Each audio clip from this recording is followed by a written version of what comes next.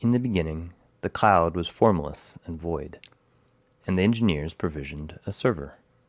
It talked to the database and served up the web page, and it was good.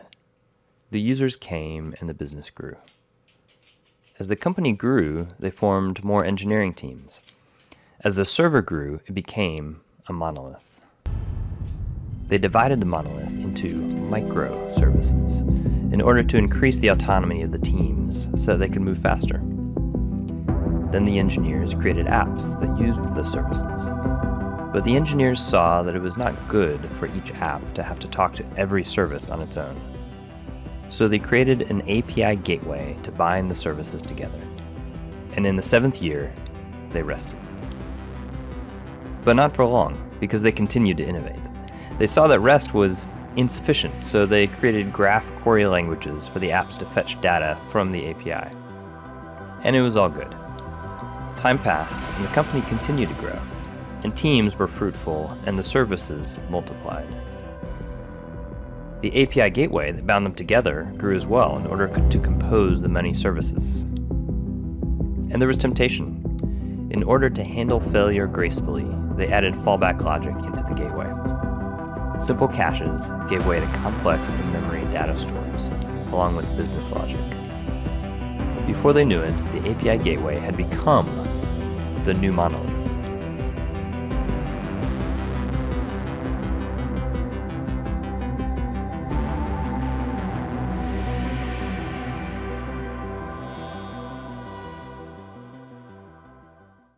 What Stephen has just described is the state of Netflix microservices today. We have hundreds of mid-tier services providing APIs for UIs to consume, and yet they're all aggregated into a single API monolith. This architecture might sound familiar to you if your organization also implements a microservices architecture with a single API aggregation tier. We had done all of this work to break apart our system into microservices, and yet we still found ourselves with an API monolith. So we asked ourselves, now what? I'm Jennifer. And I'm Stephen. We're engineers at Netflix on the API systems team. You might also know us as Edge Engineering. We work on this API aggregation layer, the nexus point between UIs and the universe of Netflix microservices. There's all these services on the back end, and all these different UIs running on different device types. Our team represents this tiny aggregation point in the middle. We take the APIs exposed by microservices and weave them together into one big graph API. And this...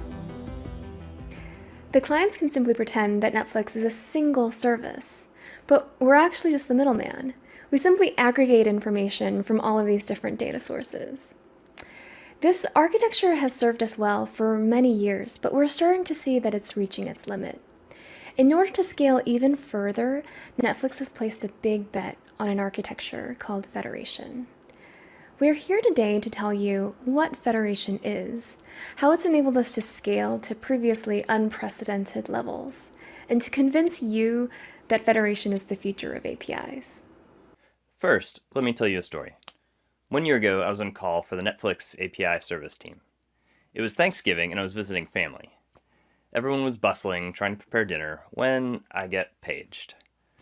So I log on to see what the problem is, and I'm told that the trick play images are appearing in Mandarin on a big movie that we had just released. So naturally, the first thing I did was Google, what are trick play images? Then I started searching through our API to figure out where it was exposed and how it was used. I knew I'd seen the word trick play before somewhere, but even though I'd been on the API team for several years, I never knew exactly what they were. And yet, right now, I needed to become an expert enough to fix them. And quick, before everyone starts tweeting that Netflix is in Chinese. That's the problem. Our graph had grown so large that no single human understands the entire surface area, and yet the entire graph is owned by a single team.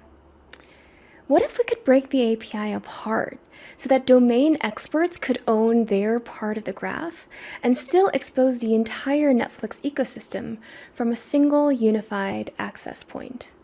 This is precisely what Federation enables. It's a way of breaking apart the implementation of your API while preserving the facade of a unified API for clients. It allows you to remove the business logic from the core aggregator so that it becomes an appliance, kind of like a reverse proxy. And that is something you can scale. The title of this talk is How Netflix Scales Its API with GraphQL Federation.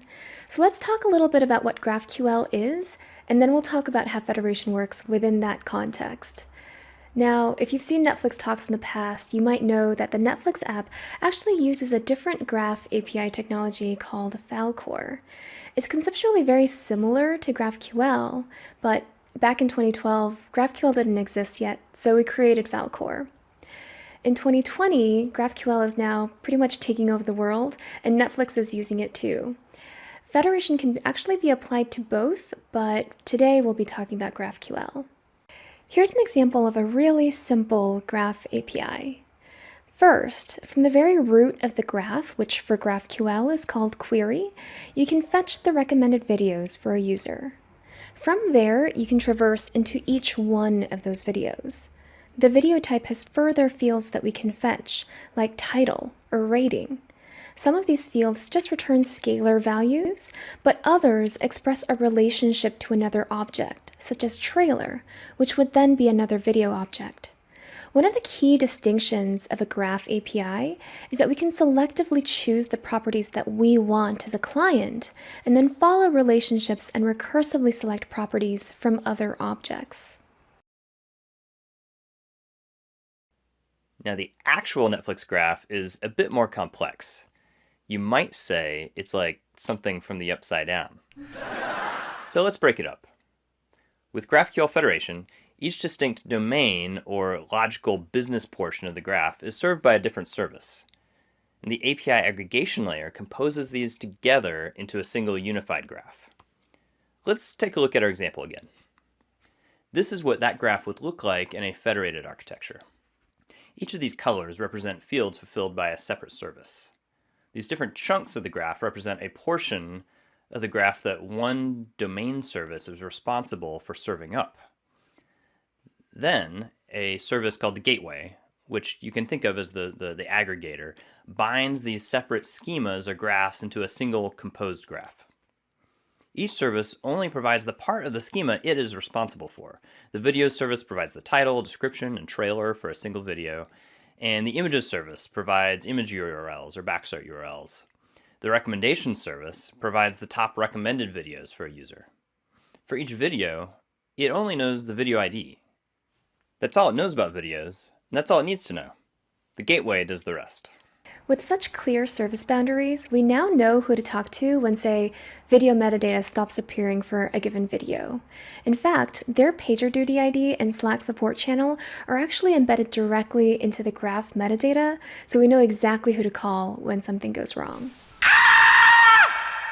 But also, the video service team is not bound by the speed of any other team in exposing their APIs. When they're ready for their API to be consumed by clients, their APIs are available. So that's federation. You take your API and break it into chunks that can be developed independently. You can think of each chunk as a micro-aggregator that just handles a single domain. These can be implemented by domain experts. Then a graph-aware gateway ties them together into a single API.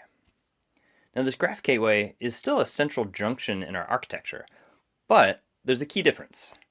It doesn't contain any business logic. It just follows a declarative configuration that tells it which data comes from which service. This means, crucially, that the team managing the graph gateway doesn't need to scale along with the size and complexity of the graph that's being exposed. So that's the idea behind federation. Let's go a little bit deeper into how it's implemented. There are three components to a federated architecture: graph services, the schema registry, and the graph gateway. So let's take graph services first. Graph services are simply just GraphQL servers. They expose a small portion of the overall schema and publish it using what's called a schema registry. The schema registry has one essential task: to hold the schemas for all your services. Along with each schema, It holds some configuration, like URL or discovery identifier. We also like to register the contact information for the team behind the service, because then that can be embedded automatically into the documentation for the graph. Before a schema can be updated, it has to be validated. Beyond basic linting, we also catch things like breaking changes and conflicts that arise when combining the schema with the rest of the graph. And finally, the registry provides the schemas and configuration to the gateway. And finally, we have the Graph Gateway. This is where the magic happens. The job of the gateway is to take a single incoming client query and break it into subqueries that can then be executed against the downstream GraphQL servers. Now remember, this Graph Gateway is an appliance. Until it loads a configuration from the schema registry, it knows nothing about Netflix or about our API in particular. A traditional HTTP proxy is generally considered a layer 7 proxy in reference to HTTP belonging to the application layer of the OSI reference model. But GraphQL queries, unlike REST, are abstracted from the HTTP layer. So you could think of this as a layer 8 multiplexing proxy. So how does it work? The gateway processes a request in two stages: query planning and query execution. The query planner traverses a client's entire request and recursively collects the fields that belong to each service, and it identifies the ones that can be fetched in parallel and the ones that have to be retrieved sequentially. Let's look at an example. Given our initial schema, if we wanted to take the top 10 videos for a given user, and then for each one, we want to fetch the title from the video service and the box art images from the images service, the query plan would look something like this. We know we have to fetch the top recommended videos first because we need those video IDs in order to know which titles and image URLs to fetch. So that's precisely how the query plan is constructed. The recommended videos are fetched first, and then in parallel, title is fetched from the video service and box art URLs are fetched from the images service. The gateway sees a query plan in this form. It's simply a tree of fetch, parallel, sequence, and flatten nodes. There are three fetch nodes in this query plan. You'll notice the parent of the very first fetch is a sequence node, signifying that whatever sibling of this first fetch will happen after that fetch is executed. The sibling of this initial fetch is a nested parallel node, signifying that after the first fetch from recommendations, the gateway should then execute the subsequent fetches in parallel. That is then wrapped in a flatten node, which signifies how the results should get stitched back together. Executing the query plan is pretty straightforward then. We simply traverse the entire query plan starting from the very root node in parallel or in sequence and merge them together into the overall response. Here's pretty much the actual code that's responsible for this. It's simply a recursive function that traverses all the nodes in the query plan. When the node is a sequence node, we simply execute whatever's inside that node. When the node is a parallel node, the code execution block is wrapped in an async block, and that tells the Kotlin compiler to execute the nested code asynchronously, or in parallel. Flatten nodes, as mentioned, tell the executor where to stitch the result of the query execution back into the overall response, and fetch nodes actually do the fetching against the graph service. And that's pretty much it. So that's Federation. Now let's talk about how we've been using this at Netflix and what we've learned. It all started a couple years ago. In 2018, the Netflix API team was exploring ways to break apart our API monolith.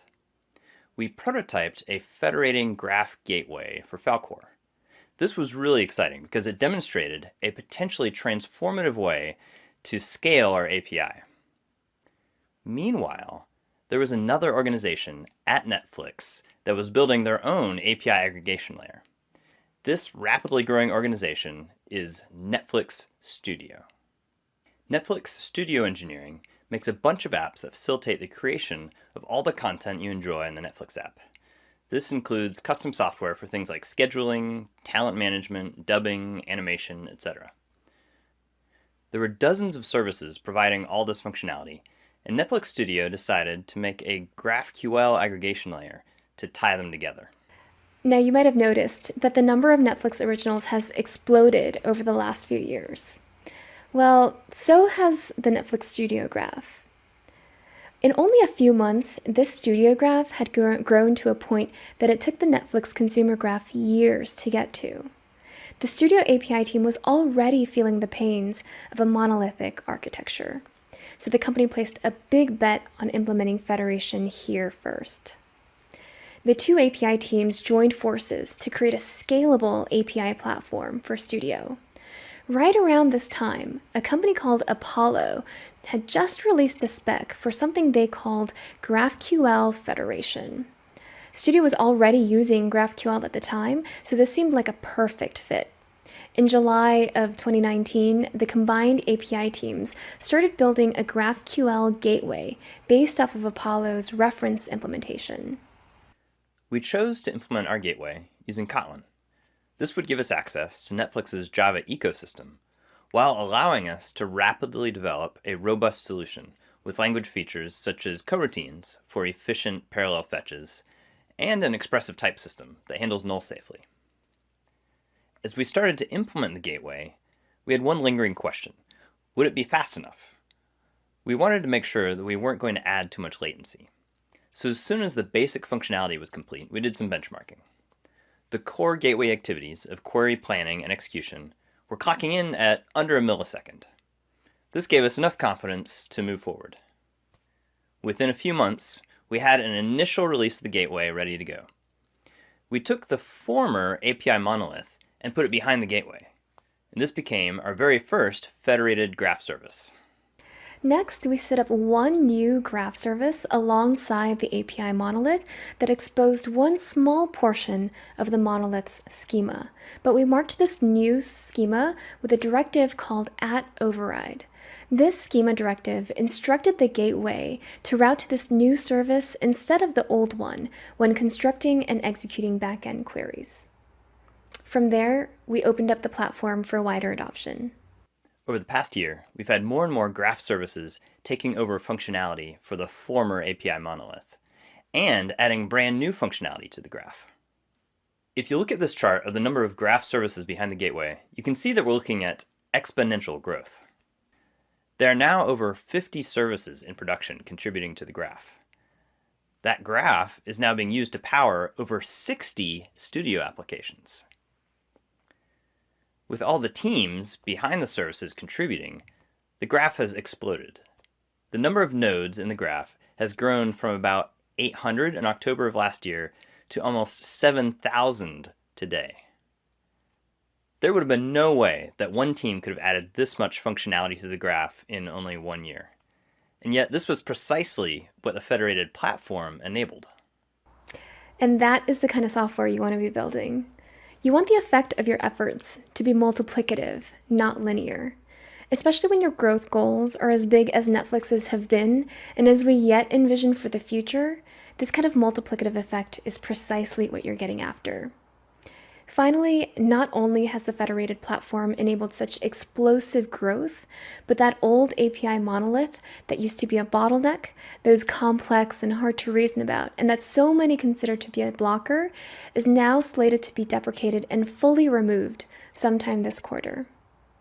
Now that the Federation platform was built and the Studio Graph was taking off, it was time to circle back to the Netflix Consumer API. There had been growing interest over the last few years of using GraphQL for the consumer Netflix app.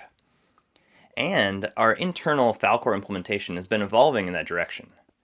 In fact, we are already using GraphQL's schema definition language to describe our API so that we don't have to maintain our own parser anymore. Could we use the exact same Federation infrastructure that we built for Studio to power the Netflix app? A small working group was formed to build out one page, the search page, in mobile devices on GraphQL. Here's what that screen looks like. The client here is using Apollo client to speak GraphQL to a gateway. This gateway is federating requests to 3 separate graph services on the back end, each exposing a different portion of the graph. We then sent a small amount of production traffic into this new stack. Initial results are looking good, so the next steps are A, to fill out the graph even further and make more data available on this platform, and B, to send more traffic to the stack overall so that we can collect more data from the wild. But we're really excited about the results so far. By now, I hope your lizard brain is starting to tingle and you're thinking, there's no way a project like this is all roses. It's true. Federation isn't some magic potion. It's not going to solve problems like climate change or world hunger. In fact, it comes with some real challenges. First, you're going to need a team that's devoted to building and operating a brand new platform. We dedicated 3 engineers to building out the core components like the gateway and the registry. We also dedicated an entire team to the developer experience and tooling of these graph services. Our colleagues Paul and Kavitha are actually presenting their work on this effort on November 18th, so be sure to check it out. They've worked on some really great cutting-edge stuff. We also dedicated resources for instrumentation like distributed tracing, so engineers can investigate and troubleshoot problems that are happening in near real time. For more information on how we did that, check out our colleague Elizabeth Corretto's talk on distributed tracing at Netflix. She just presented it yesterday, November 10th, so be sure to check that out. With a distributed graph, you're going to have a lot of engineers contributing to a massive graph.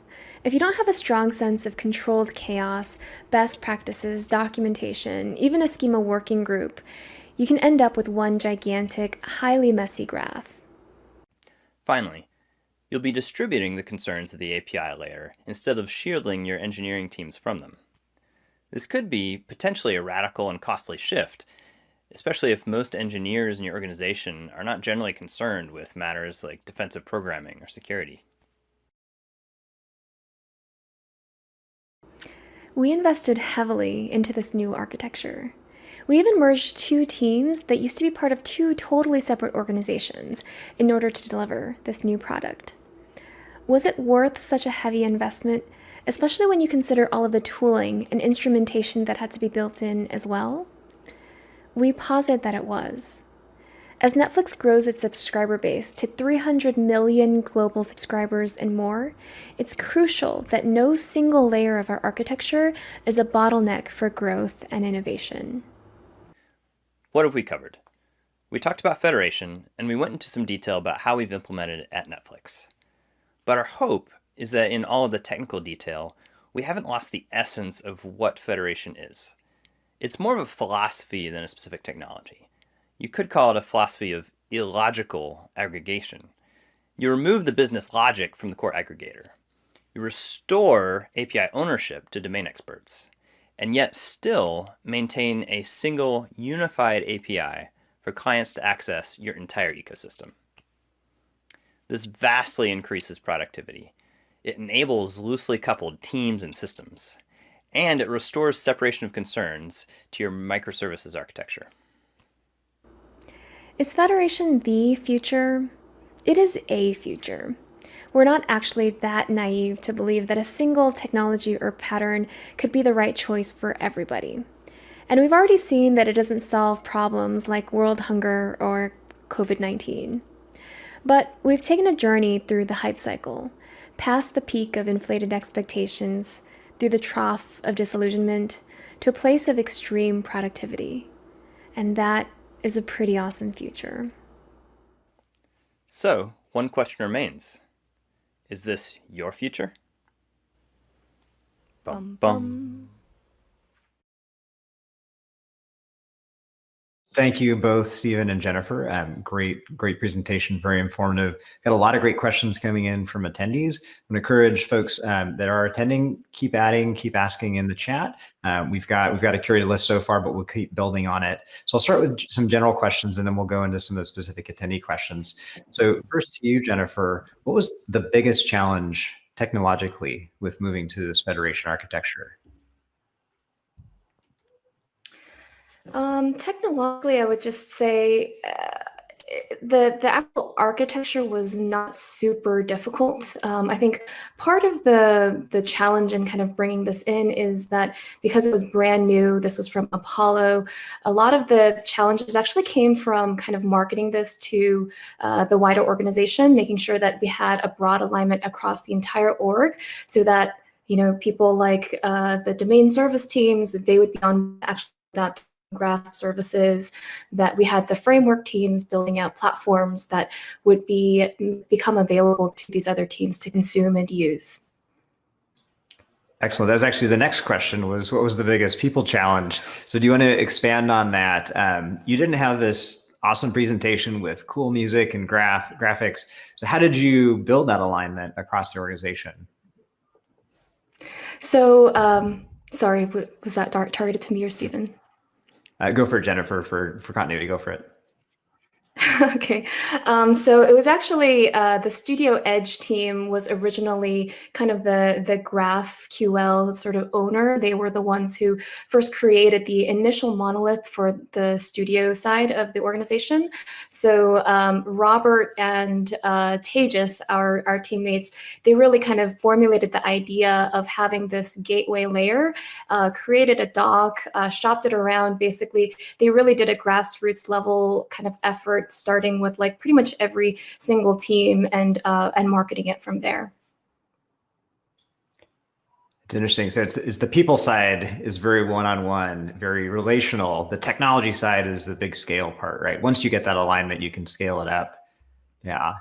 Right, exactly. Especially, especially when you come, especially with Netflix, where kind of individual contributorship is like so important. I think having those relationships, working really closely with individuals is pretty important.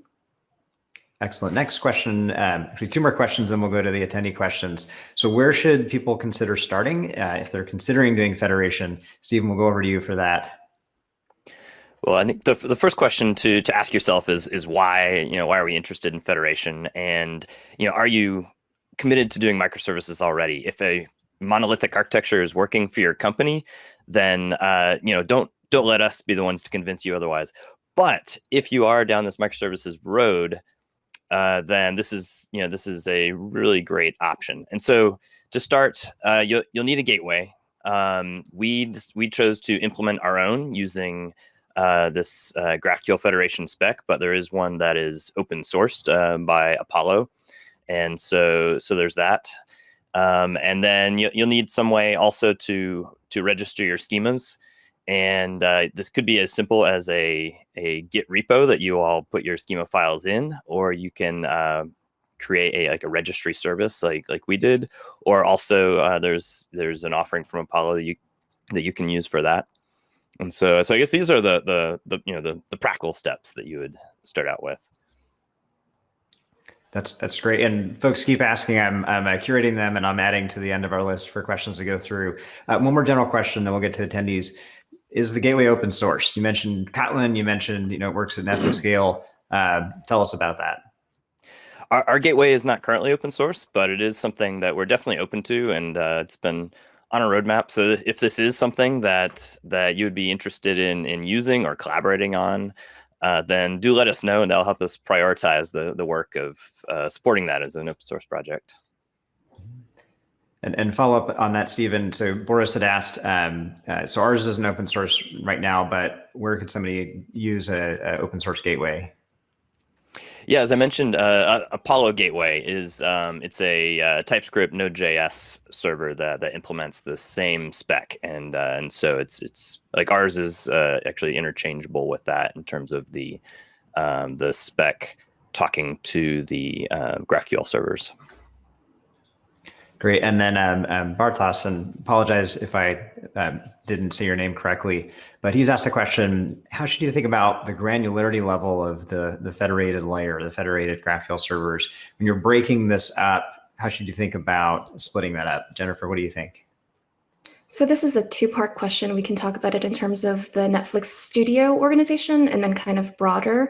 So for Netflix Studio, each team was kind of already working in silos just because of the way that Netflix Studios kind of grew organically. Because of that, they were sort of kind of owning their own part of the graph anyway when we were dealing with the GraphQL monolith. So we were able to kind of take that model and apply it into the federated world. In terms of where you might think of your organization, I would say, I think you would think of it similarly, like who owns the data? And is there a way that you can organically create these relationships between your front-end engineers who are consuming the graph and the people who are actually delivering it from the back-end side? And then two related questions on that, sort of on that schema management and that ownership. So John and Christian have both asked. John asked, how do you avoid teams creating similar schema entities in the federated environment? And then is there any governance around the schemas? Can you speak to that, Jennifer? Yeah, this is really interesting because this is pretty new, right? Like Apollo just open sourced their Federation spec. It was like last year sometime. Netflix, I think, has one of the biggest federated graphs out there pretty much in the world. So one of the things that we're seeing is that you have like you create like a person entity or like a movie entity, and like any other graph service can extend it and then just start adding fields to it. So we actually have a schema working group that meets like weekly. We have a schema architect that understands the entire kind of surface area of the graph of Studio. And so we've helped that kind of, like we talked about controlled chaos, it sort of aligns the teams to kind of have a similar ideology or methodology behind the schema. To add on that, that's one of the advantages of this architecture is that you're separating your schema and the design of your API from the implementation, and so that makes it possible to have like this working group that can be front end engineers, back end engineers, a data architect that's not focused on the like the engineering part of it, and they can have that API discussion separately from the back end engineers implementing it. And then similarly on that, how about authorizers, approvers, security dimensions? How do you think about that? And after that, we'll go back to some questions about the gateway and some questions about backend data sources behind it. Jennifer, you want to, or Steve, you want to speak to that one? Sure. Yeah. So as far as like authorizing an approval, as far as the API itself, I think that is a question that is really for your organization and how you do things. Netflix tends to lean in freedom and responsibility. And so we try to provide context to allow people to make good choices for their API and then give them the freedom and the responsibility to do that. But that maybe isn't the right choice for every organization. And so you can put more oversight on that. As far as authorization, we do the authentication at the gateway level. So that's centralized. And then the authenticated user information is provided to these individual federated graph services. And so they are able to make authorization decisions that are right for the domain of the data that they're providing. And part of it too is we shouted out to the talk that's going to happen on the 18th for Paul and Kavitha as well. But for Netflix, we have this idea of a paved path, and it's basically like if you really want to do things kind of the way that Netflix does them, we're going to make it. The platform team is going to make it super easy to just get on that paved path. So everybody has a single way of doing authentication, for instance. That helps us at least, even though we have many different graph services out there, kind of have a similar stack across them.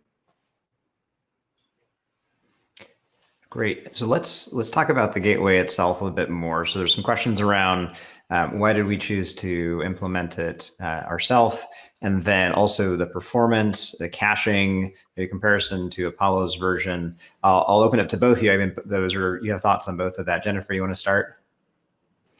Yeah, so one of the things I think was just that this was going to be such a huge bet for Netflix. We were really kind of betting our entire future of the architecture of Studio on this new technology and this framework. And so because it was, such a big bet, we wanted to make sure that we kind of owned that code and we had control over that going forward. So that was one big concern for us. Yeah, and whenever you're doing something like this, if there are things in the community you can leverage, you want to do that. And so we considered, all layers of leverage, including, using the code. But then there's also internal leverage that we could get. Within Netflix, we have platform teams that develop a lot of libraries that are, for our microservice ecosystem, service discovery and things like that. And so we could leverage those best by writing our own that runs on the Java virtual machine, and still get a lot of leverage from the community by the fact that we're using GraphQL and we're using this open spec as opposed to doing our own kind of federation protocol on top of GraphQL. And then how about the caching concerns? Can you speak to that, Stephen? Sure. Yeah. So as far as caching, we are letting the federated services themselves make the decisions on caching, because whenever you start caching things, you open up a Pandora's box of questions about how you manage and expire those caches. And so we want to make sure that those domain experts are able to make the right decisions there. And I think there's a also in that same question asking about optimization, query optimization. And then that is something that the gateway does as far as the query plan is optimized to minimize the end-to-end latency of a query. And so it's broken up, and parts that can be done in parallel are done in parallel. And then also anything that can be batched together is batched together. So you have a minimum number of requests that are going to the GraphQL services. Yeah, if you remember the part of the talk where we were talking about the OSI reference model, we really want to keep the gateway as dumb as possible and basically just make it as kind of like a routing layer as opposed to something that holds on to information and becomes stateful. Thank you. So we're running down to the end of our time. There's a bunch of questions about how to think about data sources, how to think about connecting to REST, how to think about HTTP 1.1.1 and 2. Stephen and Jennifer, do you mind sticking around for the hallway track to go deeper for people who have interest in that? Yeah, I'm assuming that's a yes. No. So final two questions. If people want to learn more, where can they find out more? So we actually just, our team just released a blog post on this. And so if you look for Netflix Tech Blog, GraphQL, you'll find it. And so check that out. It provides a lot of great details. Great. And then to you, Jennifer, and then Stephen, what's one thing you want everybody to remember as they go off to the rest of their day and the rest of the talks and everything else in life? Yeah, the presentation kind of hit it at the very end, but I think that my kind of point would be that federation is sort of like a philosophy. It doesn't have to just be about GraphQL or about a certain technology, but really, if you have an aggregation layer, as Stephen said, take the logic outside of the aggregation layer so that you can have a single API, but also it's not beholden to kind of the speed of the team that can actually open it up. And if you're going to do something like this, as with all big projects, start small and move incrementally, but then finally go big or go home, because this is ultimately about bringing your organization to another level of scale. Thank you to both of you. Thank you to all the attendees. Excellent questions. See you on the hallway track with the speakers, and see you in the rest of the talks for the track if you're interested. We've got Airbnb, a person from Airbnb, and then somebody from Twitter, and then a panel where Stephen and Jennifer will come back for a broader discussion on API architectures. Thanks, everybody. Thanks, y'all. Thank you.